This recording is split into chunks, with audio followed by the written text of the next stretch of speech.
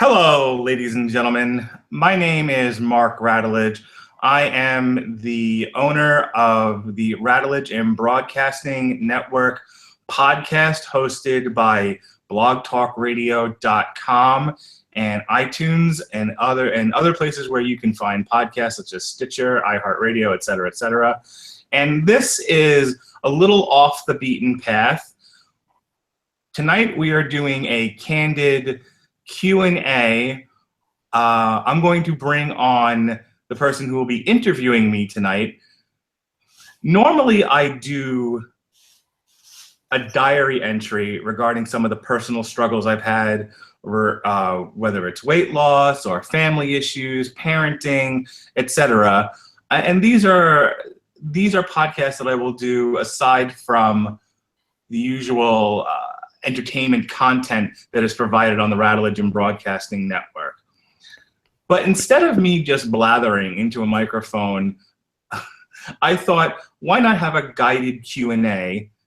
And who better than to guide me and to keep me on the beaten path than one of my good friends and a host of his own podcast right here on the Radulich and Broadcasting Network, Jesse Starcher. So I'm going to bring him out right now, and he's going to tell you a little bit more about what we're doing tonight, what that image you see before you, that snazzy T-shirt that says "Fight Radulich Fight," what that's all about, what we're going to be talking about tonight, and then finally where you can find said snazzy T-shirt. Jesse, how you doing tonight? Hey, Mark Radulich, thank you for letting me have the opportunity to maybe get some questions out there from that a lot of people may be having in their heads right now. I mean, if anybody out there is a fan of the Radulich and Broadcasting Network, and you've listened to a lot of our podcasts, you've probably heard some rumblings, because Mark's just been about on every podcast I think that we've had for the past, practically at least the last few weeks. He's been on every Monday through Thursday podcast almost. But anyway, if you haven't noticed, Mark has been alluding to some things in regards to what I call the big C word, and Mark has told me to call it by its name, and that's cancer. So this evening, what we're going to do is we're going to dive deep and ask some of those tough questions, like, what's your name? And how who the fuck are you? Who are you, Mark Radulich? Now we're going to start real basic, just in case, because we're doing this YouTube style, we're doing this podcast style, so people will have the opportunity to see the snazzy T-shirt that you were talking about earlier. If they wish to check out the YouTube video, they'll also be able to hear this in their ears. So, and we may be picking up a few people that has never even heard of the Radulich and Broadcasting Network before. So, let's go ahead and we'll start it right off. Mark Radulich, tell us about number one. I know you as a podcaster. So why don't you start there? When did you get into podcasting, and give us an idea? I know you've been at this for a while. I have. This is an opportunity for me to be brutally honest and forthright, and maybe talk about some things that up to now I just didn't want to talk about. Didn't feel it was necessary. The object here is to be entertaining and to give people out there something fun to listen to. So I didn't feel the need to go into a lot of my own personal stuff, though I do wear a lot of my personality on my sleeve. So the answer to your question is, when I was married the first time, people may not know this, but I'm actually on a second marriage. And when I was married the first time, between 2006, 2007, I had also been blogging. I had started a blog called Progressive Conservatism, that was hosted on, I think it was, now I don't remember the name of it, Blogger, that was it. Wow, what is that going back? That started shortly after the 2004 election between John Kerry and George W. Bush. And I started Progressive Conservatism in November of 2004. I kept that blog going through 2005, and then in 2006 is when, through promoting the blog and doing some other things, I discovered a new site called Blog Talk Radio. Now, I had been listening to talk radio for a long time at this point. I'd been a big fan of the Rush Limbaugh show, Michael Savage, Mark Levin, and I even listened to some liberal radio like Randy Rhoads. I tried to listen to both sides. I also liked a lot of comedy radio like Opie and Anthony. So I had really deep dived into the AM talk radio sphere, and it's something that I thought that if I ever had the opportunity to do, I would be pretty good at. I was one of the talents that I think I have is my ability to communicate. And I thought, well, if I ever have the opportunity to do radio, I actually think I'd be pretty good at this. I think I'd actually be better at radio than I would be at writing. And I had been writing for quite some time. So with Blog Talk Radio, I started the Progressive Conservatism radio show. And like all things that I start with, it starts serious and then quickly becomes silly. Been part of many of those podcasts. Yeah. Progressive Conservatism started out as a serious look at the news from a sort of middle of the road point of view. And, hence the whole concept of progressive conservatism. And then I found that talking to nobody was not really, especially in 2006. Oh, so you're doing this by yourself? Yeah, I started this. I was a lone ranger there for a little bit. Wow. And I would have all my notes in front of me in Wikipedia pages, and I found it to be. I thought, well, this could be better. Now, my longtime partner, my longtime writing partner, friend, good buddy, John Brodigan, who currently works as a political consultant in New York. I brought him on, and we started doing the show together. And like all things that John and I do together, as I said, it got silly really quickly. Hey, buddy. That's my son in the background. And so progressive conservatism turned into PC Live pretty quickly. And PC Live kind of became like a daily show type mocking of the news. PC Live, PC standing for political correctness? No, progressive conservatism. And then eventually, much like CM Punk, it stood for nothing after a while. Okay. It was, I said, progressive conservatism to PC Live, and then PC Live became more about chicken stories than anything else. Okay, Gotcha. That's a neat evolution right there. What? Yeah, I thought so. Okay. Yep, go get meds. Sorry to crash. I'm sorry. I am very sorry. That's my wife, everybody. Hello, Melissa. Hi. I greatly apologize for the angry drunk children there. Keep them out of the alcohol. Seriously, like I don't know why, but for some reason, Jonas is saying hi too. When kids get tired, They turn into angry drunks. That's the truth. All right, so this is now 2006, 2007. We're knee deep into PC Live, and over the years, we would start, stop. I would experiment with some other ideas, PC Live After Dark, which brought on some of my other friends that didn't play well with John. And we would do some nighttime shows and focus on some different kinds of stories. I dabbled here and there with going back to doing a solo show when John and I were not on the best of terms. And eventually I think I just gave up on PC Live altogether. I would keep the Blog Talk Radio account going, and eventually I would restart it and rebrand it as the 411 Ground and Pound MMA show, which that ran for a couple of years, and I eventually gave that up to Robert Winfrey, who is the current host of the show. But I would take the opportunity, once I got the bug back in me and I had the time, to start some other shows. We started Long Road to Ruin. We started the Metal Hammer of Doom. And eventually, I met folks like you. I met folks like Jason Teasley, Ronnie Adams, and Gavin Napier. And what I found is that, people liked what I was doing and they wanted to be a part of it. And so out of the opportunity to let people use my Blog Talk Radio account to do their own shows, thus the Radulich Broadcasting Network was born. Yes, indeed. Yes, proud to be a big part of the Radulich Broadcasting Network on Mondays.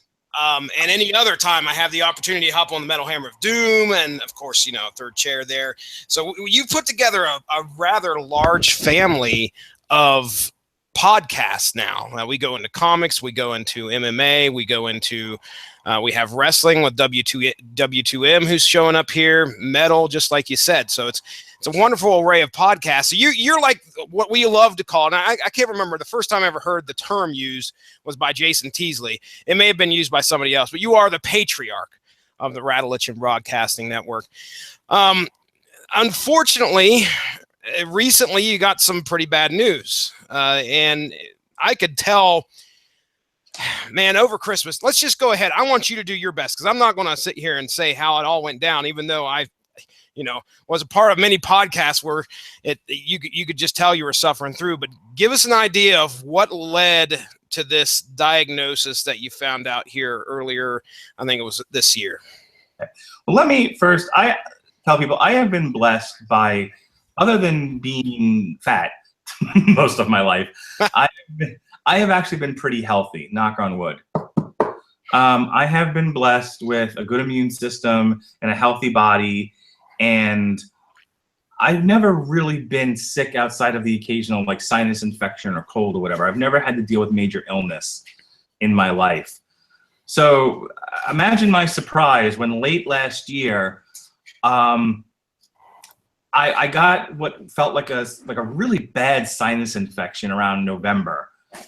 And it went away, but I would still have difficulty catching my breath whenever I exerted myself. Now, you're talking to somebody who, at various points in his life, had lost a metric ton of weight. At this, by the November-December mark, I had been on a diet, a medically supervised, low carb, low calorie, high protein diet, and I had lost a considerable amount of weight by this point, close to 100 pounds, and prior to that in my life, I had completed a Tough Mudder, which is around 13 miles, if I remember correctly. I had completed a half marathon, the Walt Disney Wine and Dine half marathon. I had been in a bunch of different mud runs and 5Ks and 10Ks. So suffices to say, while I would never consider myself to be, an athlete as such, I was a physical guy. I've trained in jiu-jitsu, kickboxing. I have done things. I've done all the things, Jesse Starcher. All of them. I've been very, very physical in my life. And I'm telling you this not as a brag. None of this is a brag, but it's to set up some context. Suddenly, after all of that, and despite all of my weight loss, I'm having difficulty walking up a slight gradient uphill.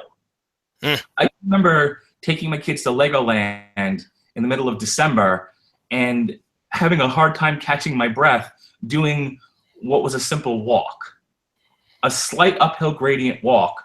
And I'm turning to Melissa, who is my wife, and I'm saying, I can't, I'm having a hard time breathing. That's when I knew something was wrong. But because, and this is something I have talked about in the past and will continue to talk about, I don't go to the doctor. Yeah. I ain't no mamby-pamby, hashtag. And I've never felt the need to take pills or to take, medicine unless it was absolutely necessary. So I'm sitting here caught between this idea of I can't breathe normally on a simple walk, but I don't want to go to the doctor because I hate them. Their answer to everything is, well, you're fat, lose weight. Okay, well, I don't, whatever.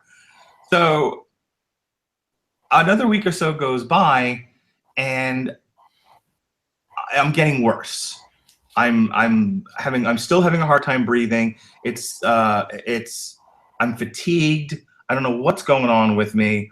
And I show up to work on December 30th, and I'm supposed to work the entire weekend. I'm actually supposed to work overnight on New Year's, and I can barely make it out the door. My wife is having to tie my shoes for me.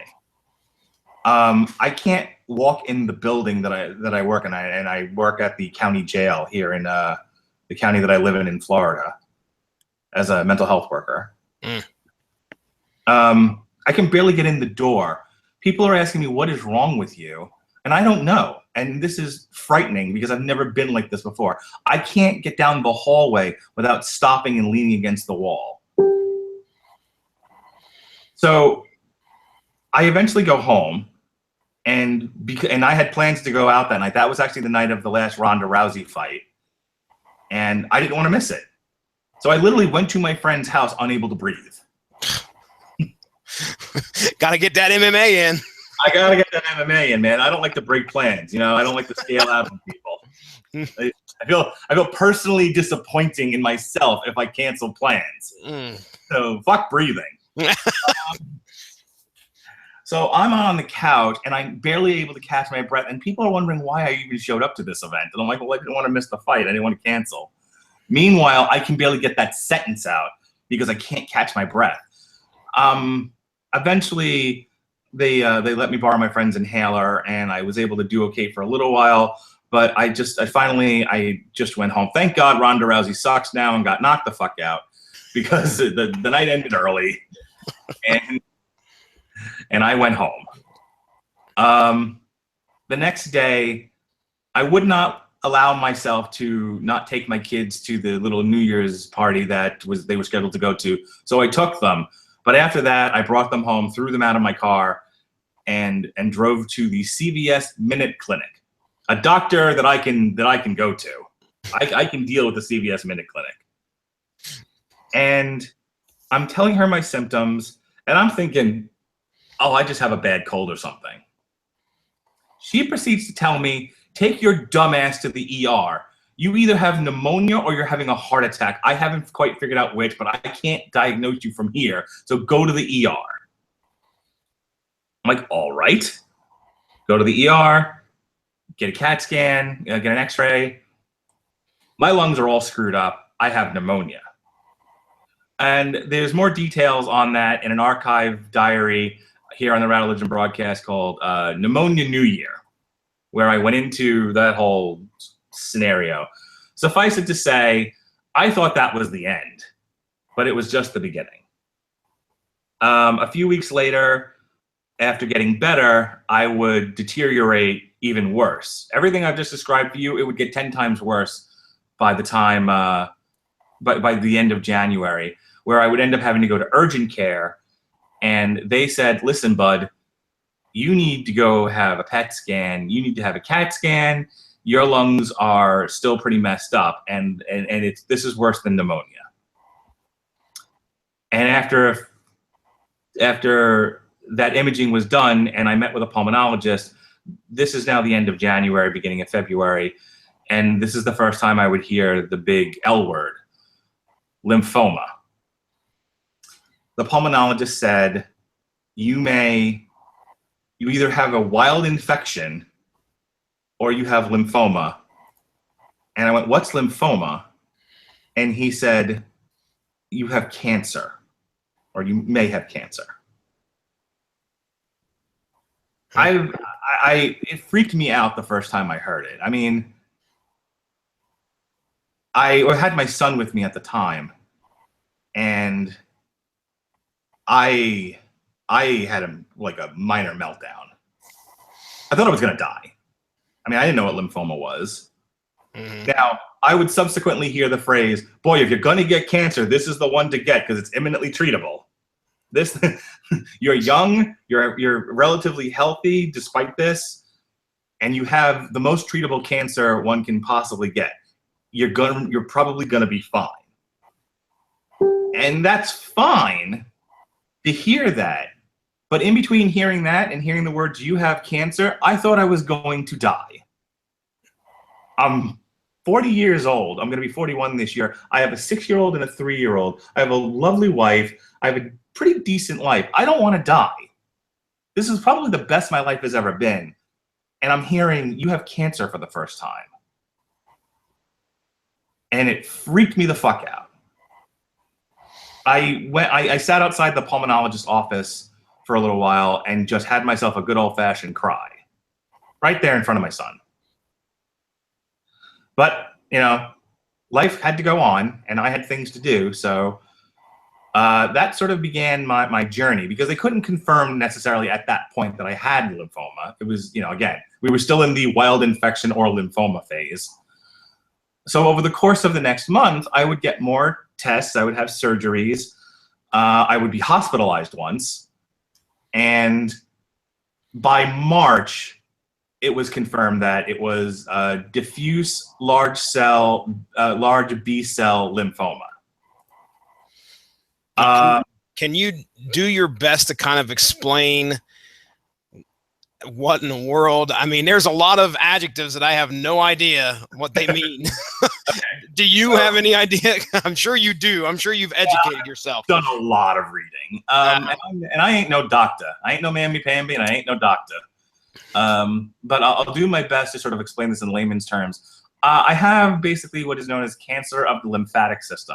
So we have lymph nodes all throughout your body, and you have lymph nodes around your heart, and your lymph nodes that go into your lungs. You have lymph nodes that go into various organs, and they were riddled with cancer. Mine started with lymph nodes around my heart. I had inflamed, cancer-ridden lymph nodes around my heart, hence the not being able to breathe. I had inflamed lymph nodes going into my lungs. I had masses, I believe, in my kidneys, which is all consistent with lymphoma. So what your lymph nodes do is it fights disease, it fights infection. So for the past 4 months or so, I haven't really had an immune system as such,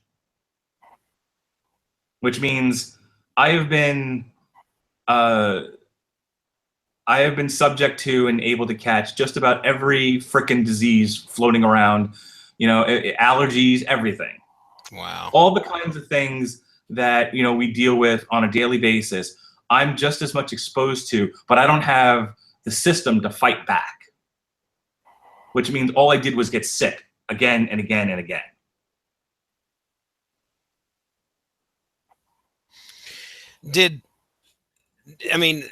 When you found out about the treatment, can you give us an idea of what they said you would have to go through in order to get this fixed?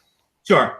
So once I knew for sure that I had, or we knew more or less, I hadn't been totally confirmed yet, but we knew I was gonna end up with cancer, and I needed to go to the cancer specialist here in Tampa Bay, which is Moffitt, Moffitt. Great place, by the way. Should you be stricken with cancer, go to Moffitt. They're the best. I called them up. It took me 3 weeks to get in there. And when I finally did, I met with a doctor and a battery of nurses and such, and they said, "We're going to cure this thing. You're gonna beat it. We're gonna fight this thing with every tool and every weapon we've got available to us." I didn't really know what that would entail in the beginning, but they weren't kidding around. So to lay it all out there, to lay it all on the line, what it is that they've lined up for me, other than sort of the pre-surgery thing, the pre-treatment things I need to do, like I had to put a port in, I had to have a lumbar puncture, it was spinal tap with chemo. My treatment plan is 6 treatments of chemotherapy, 1 every 3 weeks. So I've already had 1. I'm having another one on May 4th, and my last one will be August 1st. And then they laid on me that in addition to the 6 treatments of chemo, they wanted me to do in total 4 lumbar punctures with chemotherapy, which is a needle in your spine where they inject chemo into it. Because apparently lymphoma is a tricky fucker, and can hide out in your bones and can hide out in your spine, in your organs. And so they want to make sure that even when they zap this shit with chemo, that there isn't any lying around somewhere and hiding, and then I got to go through this again. They want to make sure we kill it dead. Mm-hmm. So I've already had my second lumbar puncture. I had one yesterday. I have 2 more ahead of me and 5 more bouts of chemotherapy. Well, so it's going to be a road to get there. That's for sure. And none of that stuff sounds fun at all. I mean, you were talking about getting the port in, which I assume that's just hanging out there as you're throughout your. I mean, that's part of you now, right? You know, it's hidden underneath my skin. Oh, okay. All right. So it ain't that bad. I thought it was just like this big tube hanging out of you or something. I'm walking around like fucking RoboCop. They put a port in just above my right breast, or as I told Robert Winfrey the other day, the male tit. I threatened to punch him in the male tit because he wouldn't stop interrupting me. And shared that with Melissa, at which point she turned to me and she said, was there an option to punch him in the female tit? Why specifically? Wait. It's gonna be gender specific. Yes. So right above my chest is a dual port where they just shove the needle through the skin when I'm getting plugged into my chemo tubes. Okay. Well, how was your first treatment, man? Long. I went into it, and now let me go back a step. We were supposed to go on a cruise, believe it or not. We had this cruise planned from last year. It was a dual family cruise, myself and my best friend and his family, my family and his family. And we were supposed to do this Disney cruise, I guess it was 2 weeks ago now. And right before we were going to get on the boat, I got hospitalized again. I got hospitalized because I had caught the common cold. And the common cold was so bad for me in particular that I couldn't breathe again. I mean, I couldn't catch my breath. I couldn't settle my breathing down. I was completely congested. When I when I was breathing, I would sound like a percolating coffee pot or like stereo hiss. Go back in the Radulich and Broadcasting archives, and you can hear every little bit of that. Yeah, you can. The phrase was, if I had air in my lungs, there would be a podcast. There wasn't much air to be had. I was sharing space with a lot of gook. And part of the reason why I wanted to talk candidly was to really sort of share some of these elements of my personality. I don't know when to quit at times. You know, you're talking to somebody who, once again, was so offended by personally offended by the idea of breaking plans with his friends that he forced himself to go to a party, even though I should have gone to the hospital that night. And once again, you know, I'm sitting here with no immune system. I catch everything but the kitchen sink, and yet I refuse to not go to WrestleMania. And I had tickets from Christmas time. It was a Christmas present from my in-laws to go see SmackDown. And I didn't want to not go to that either. But in doing so, I'm pretty certain I made myself sicker than I would have been. And by the time Wednesday came along, the day before we were supposed to get on our cruise, I couldn't breathe anymore. And I had to be driven to the hospital again, where I was admitted for a couple of days. When I got out of the hospital, I was still a percolating coffee pot. So I went into chemotherapy still pretty congested. Not enough that I needed to be hospitalized, but I still sounded like, you know, mm-hmm. I sounded like less cool Darth Vader. So how was chemotherapy? Well, it would have been great if I could have slept, but I couldn't, because anytime I started to rest and lean backwards, I would gasp for air, which meant the entire, 6-7 hours that I was sitting in that chair, I had to be awake for. Thank God for podcasts. I did not know it was that long. Oh, dude. The lumbar punctures may take 15 to 20 minutes, and then it's 2 hours of lying flat on your back. Chemotherapy is an all-day affair. No kidding. Wow. The thing that I'm learning about cancer and cancer treatment is that how much it carves out of your life. I mean, I didn't want to get into all the specifics of all the stuff that happened before I went into chemo, but like I had to have a couple of different procedures, and it was like, don't get this wet, and don't do this, and don't do that, and don't eat after midnight. And it was like I felt like a mugwai. It was don't do this and don't do that. And my favorite thing that I keep hearing is, why don't you take time off of work? Okay, I'm not independently wealthy. I can't not work. And the other hilarious thing is like, well, do you have to work in a jail? Yes, that's my job. So it's like, I love the doctors at Moffitt. I love the nurses. There are good people who are trying to do right by me, but a little unrealistic at times. Mm-hmm. Yeah.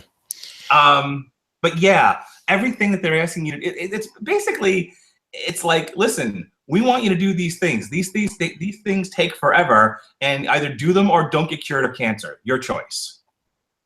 And some people, I was talking to one of the schedulers. Some people make that choice. Some people, I happened to catch this when I was 40. There are people who get this when they're 60, when they're 70, when they're 80, and just go, fuck it. I'll just die of cancer then. But that's not me, and that's not my life right now. Yeah. As to how it was, I mean, it was fine. They started, the main drug is this thing, Rituxan, I believe is what it's called, and they needed to make sure that I was going to be able to tolerate it. So like they started off with a little juice, and they'd see how I was doing. And if I didn't have a reaction, they'd crank up the juice. And then if I didn't have a reaction, they'd crank it up even more. And then finally, I got the maximum amount of juice, and then it was over. And I'll tell you, I feel great. After that first bout of chemo, I actually felt the best I'd felt in 4 months, believe it or not. Awesome. Now, I get tired kind of easily, and I know, and I try to listen to my body now, that when I start to feel some aches and pains, know that, okay, I've hit my limit, I need to go lay down. And the deal that my wife and I have made is, I will tell her everything going on with me, however I'm feeling. I will share with her all my physical and mental and spiritual and psychological feelings, but then she can't give me shit about it. And if I need to go and then if I need to go lay down, that's okay, and she isn't going to give me shit about it, right?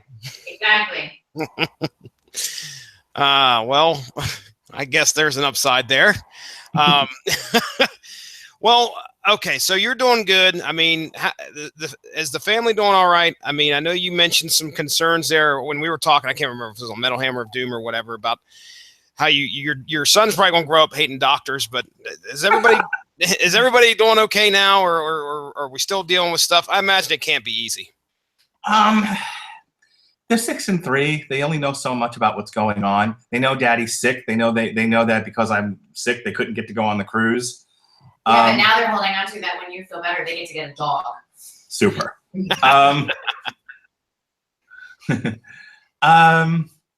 I think it was a little touch and go there with my daughter for a little bit. But, if anyone's ever heard any of my podcasts before, and we've delved off the beaten path of talking about the central subject, and I start talking about my family, know that I'm pretty upfront with my kids. I mean, I try to speak to them in a way that is developmentally appropriate, but I don't hold a lot back. And, I've been honest with them. Daddy's sick right now, but Daddy's going to get better. And here's something that I want to say. I want to make sure I take this opportunity on this podcast to say, it is extremely important for my kids to see me be strong. If they get nothing out of this whole affair, this experience, I just want them to know that no matter how many times Daddy got knocked down, Daddy got back up again, and Daddy fought this thing. And I think they do see that. And it's important for me to keep them on their routines. This last time I got hospitalized, I insisted my wife not come see me. You know, I'm a big boy, and Netflix has a lot of stuff for me to watch. I can live without, you know, people coming to visit me. What I couldn't live with is if my kids missed their dance lessons at the Y or their swimming lessons. The first time I got hospitalized, you know, my kids had to live with my in-laws for a couple of days. And frankly, I didn't want that to happen again. I wanted them to have normalcy. I think that that's the point that I'm trying to drive home here. As much as it is important for me to get healthy and get over all of this and get back to my life, it is equally, maybe in my mind, more important that my kids have normalcy in their life. They deserve that. And I fight with every ounce of my being to make sure they have that normalcy. If for no other reason than it minimizes the impact of just how serious this is, because at 6 and 3 years old, they really don't need the full brunt of it. Does that make sense? Absolutely. Absolutely. It can't be easy at all to have an illness like this and have children, you know, that you have to, you know, they're your own, and you don't want to have them, you know, see the fact that you're going through a really tough time. And I absolutely do understand. It kills me. It hurts my soul that I used to spend my days off taking Jonas to the mall to play in the park and to the bookstore, and we would get lunch together and we would do all kinds of fun things. And I barely have enough energy on my days off a lot of times to get him to the appointments that, you know, to get him to his little preschool class, his preschool prep class at my gym, and, you know, maybe get him some lunch. And then I got to get home again because I need a nap. Well, the good thing is that we look forward to the future to see that once you're recovered, you're going to be right back into it. Now, not only is it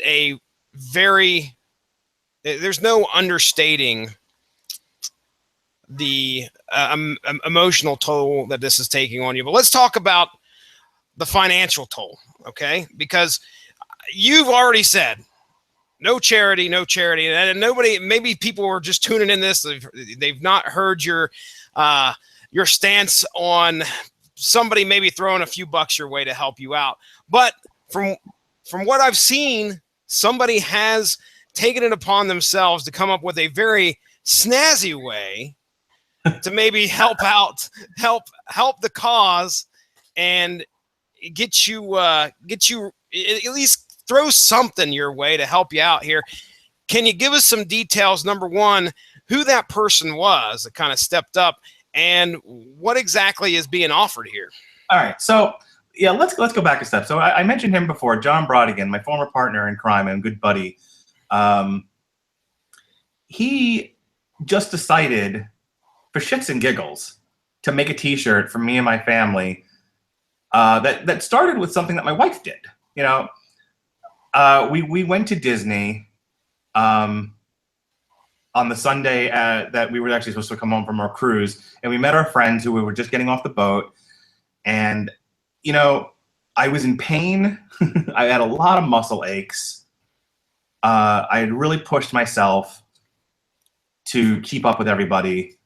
But again, we had planned to take my son to T-Rex for his birthday dinner, and I would be damned if we were going to miss it. If I had to drag myself into the stupid restaurant, I was going to do it, and I did. But by the end of that day, I was exhausted. And I just sat on the wall waiting for the bus to take us back to our car at Disney Springs. And my wife happened to, and, you know, my kids got off the line, and they came over to me, and Jonas sat on my lap, and Lily leaned up against me, and my wife happened to catch a picture of, me holding both of my kids. And she was something along the lines of, this is what the fight looks like. And she put, hashtag fight Radulich fight. Now, just as an aside, there's a wrestler named Kevin Owens, otherwise known as Kevin Steen from his Ring of Honor days. And one of his T-shirts says "Fight Owens, fight," because he's a prize fighter. Get it? And I love Kevin Owens. He's one of my favorite wrestlers right now. I have one spirit totem that is Yosemite Sam. Hashtag I ain't no mamby-pamby. My other spirit totem is Kevin Owens. Fight Owens, fight. Who our kids mistake you for. Who my kids think I am, apparently. So playing off of that, she took this picture, Melissa did, and she put it on Instagram, and she put the hashtag fight Radulich fight.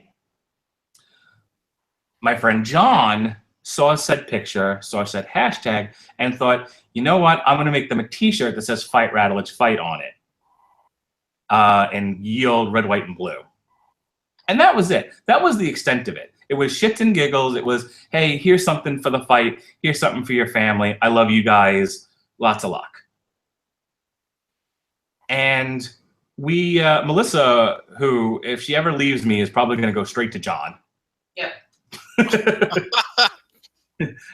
John Brodigan is the future ex-Mrs. Day. Mrs. Day. Just loves him to pieces.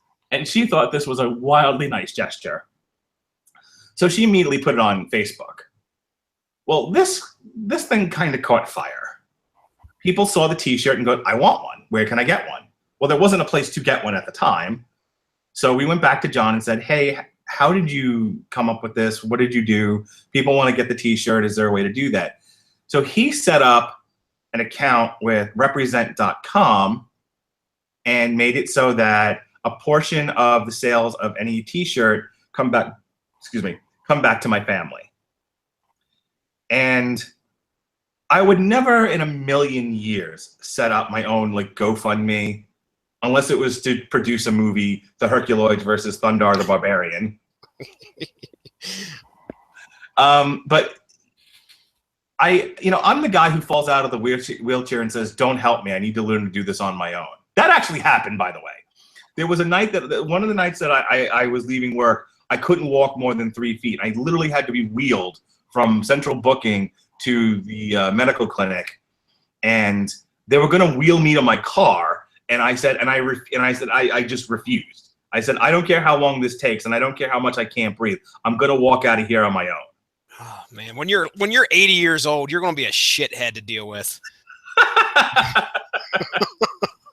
When he's 80, he's 40. He's just practicing right now. Yeah, I don't accept help well.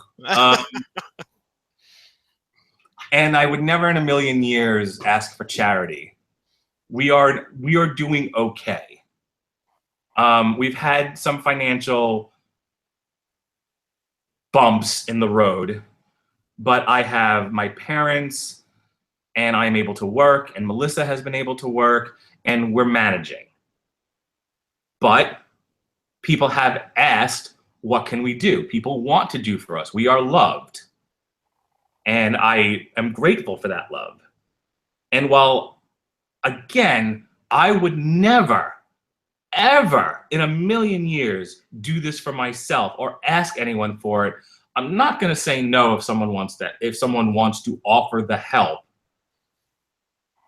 So when the opportunity to sell this T-shirt and take a portion of it and put the money aside for if we need it in case I can't work or something, or thankfully I have really good health insurance, knock on wood.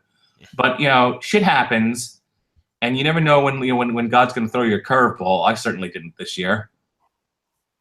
God or whatever it is you believe in, for you atheists. So a portion of the $25 you spend on any one of these Fight Radulich Fight T-shirts comes back to my family, which we are putting aside in case of a rainy day. And when I get through this, if I get through this, and we have no use for the money, we will take that money and we will donate it to any one of the industries or companies, charities, etc., that are doing research in the fight against cancer. That is my promise to anyone who buys a t-shirt. This money will be used for my family if we need it, and if we don't, it goes to cancer research. That's great. I mean, that's tremendous. It's not only do you have, it's a testament to the people that love you. I mean, Lord knows I'm one of them, and you've got plenty of people out there that listen to these podcasts that they put you in their ears at least once a week, even though you may be on there 5 times a week. They can't avoid you. But you know, we have a great podcast community, hence, you know, using this format to get the word out is, you know, it's useful. It's useful to let those people know that they can have the opportunity to help you out. Plus, you know, anybody on Facebook, that we're going to have this up on the site, the Radulich and Broadcasting Network Facebook site. I guarantee you're going to be able to find a link there, also on blogtalkradio.com. Speaking of the link, Mark Radulich, what is the link to where they can find this shirt?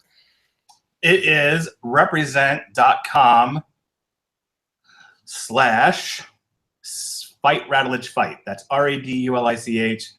Represent.com/Fight Radulich Fight. All right. Very good. Well, did we, is there anything that you feel is left unsaid? I think we've covered the bulk of everything, but I absolutely want to give you the last word here. Mark Radulich. I want to say a couple of things. One, my prognosis is good.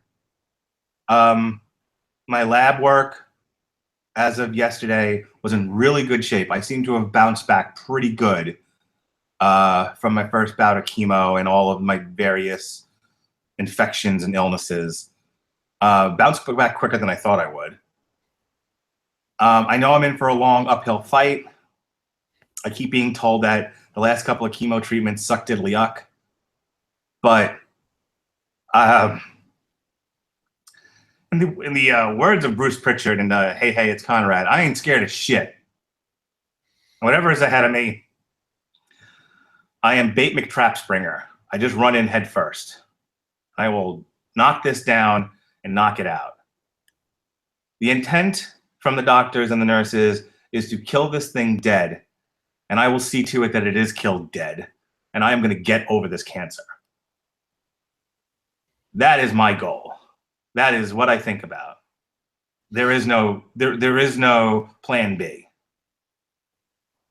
And while I'm doing that, I'm going to get up every day that I can and with every ounce of strength that I can and fight this with every fiber of my being. And be there for my wife, be there for my children, show up to work, and live as much of my life as I can. Because God knows I love movie quotes. But if you ain't gotten busy living, if you ain't busy living, then you're busy dying. And I'm not ready to die.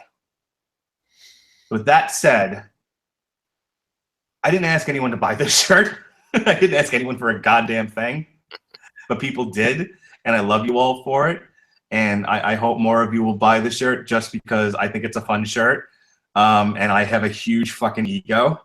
So anytime someone's wearing a shirt with my name on it, that makes me happy. As a matter of fact, and I have to share this real quick, one of my coworkers said that they're going to buy the shirt today, but wear it as a nightgown so they can take me to bed every night. I'm good with this. No. Hubba hubba. Which one? Which one of your girlfriends? I have many. But no, in all sincerity, I want to thank anyone who has bought the shirt or plans to buy the shirt. Thank you. I love you. My family loves you. It's awesome. I would never ask anyone to do it, but you know, those of you who did it of your own volition, that's great, and we appreciate you. For those that don't want to be involved with the shirt but wanted to set up a GoFundMe or whatever, same thing. All that applies to you. I would never ask, but if that's something you want to do for me, I appreciate you. I think that's really all I have to say. I just want people to know that, you know, we're in it to win it, as my wife put on Facebook. We're in it to win it. All right. Well, my name is Jesse Starcher, and I want to thank everybody that's either tuned in live or listening to this later. And all I can say is, Mark, I'm going to let you sign off with your signature sign off here, but hashtag Fight Radulich Fight. Be well, be safe, and behave.